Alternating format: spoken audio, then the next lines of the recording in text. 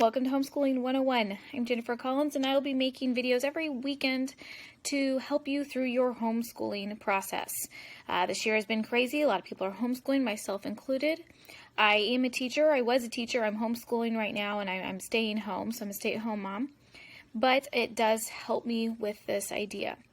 So our goal right now is simply going to be to establish a routine and ease our way into schooling so you're not just full-blown, full schedule, because that just sounds miserable. I know that last year with remote learning popping up on us, it was a little difficult, especially if you have multiple children at multiple grade levels.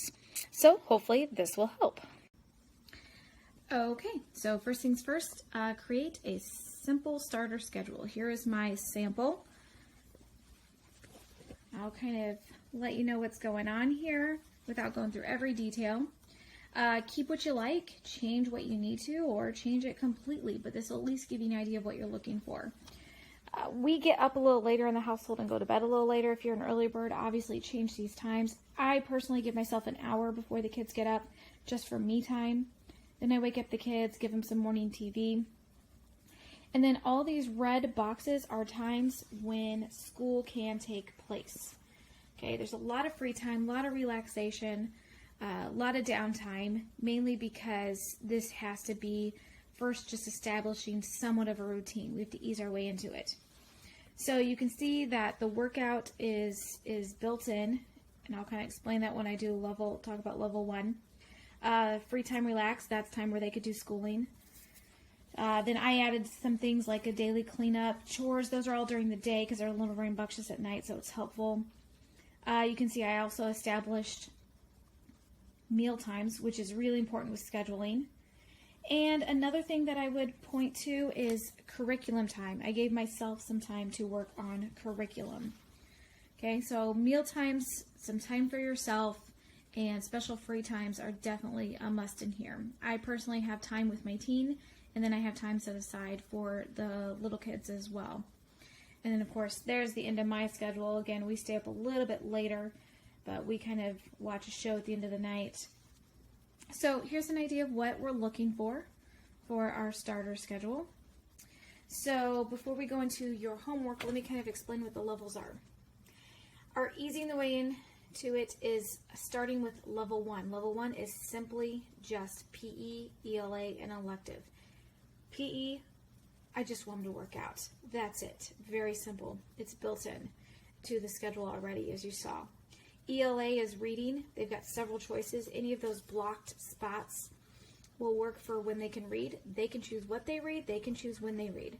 And elective, same idea. I don't care if they do art, music, if they want to learn a different language, their choice. They pick one of those free times that they do it, make sure it gets checked off, and I'm happy.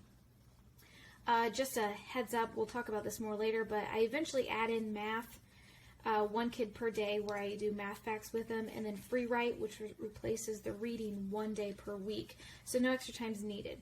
So as you can see, this starter schedule leaves enough free time that this will work as I increase the levels. They can just pick different free times. For instance, one of my kids might decide to read after they work out. And then if it's their day, we do math at this time. And then they might do an elective down here after the park.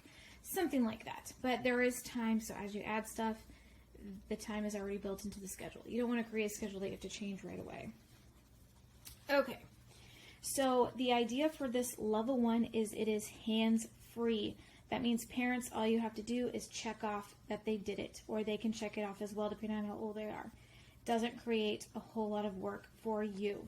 Even the little ones. I have a 5-year-old that doesn't know how to read, so we have books like these that she knows how to work. They can read to herself. I will eventually be teaching her to read, but at this point, for level 1, as we're easing our way into this, she is going to be doing this. We're moving, so during our move, I'm really happy with this hands-free method, or very little hands-on by me until we get established at our new place.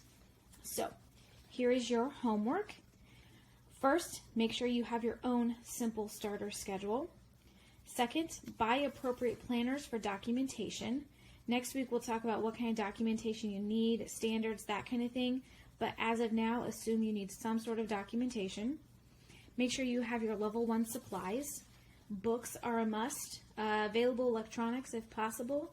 A sketchbook's really helpful for kids that just want to get creative and do some sort of art for their elective time. If you want to go ahead and get level 2 and 2.5 supplies, math worksheets are good, or workbooks. You can get that stuff online as well, and they can do math facts online. A free write notebook, any notebook will do, that would be necessary. And math puzzles or game ideas for age appropriate. For instance, I have Clue and Monopoly set aside. I have some logic puzzles that we'll do together on certain days. But we'll talk about that more later, but if you want to get a jump on it, that's something you can look for. Okay, so let's talk about the planners a little bit.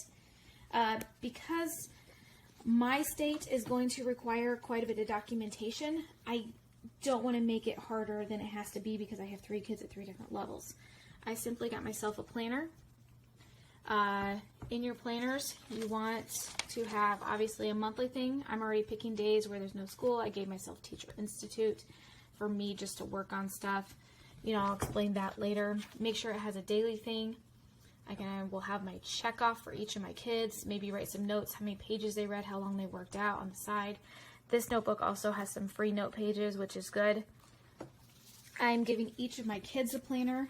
You know, this is for my son. It's got the monthly as well, and then it has a daily, so he can check off his to-dos. We can write how many pages he read, etc.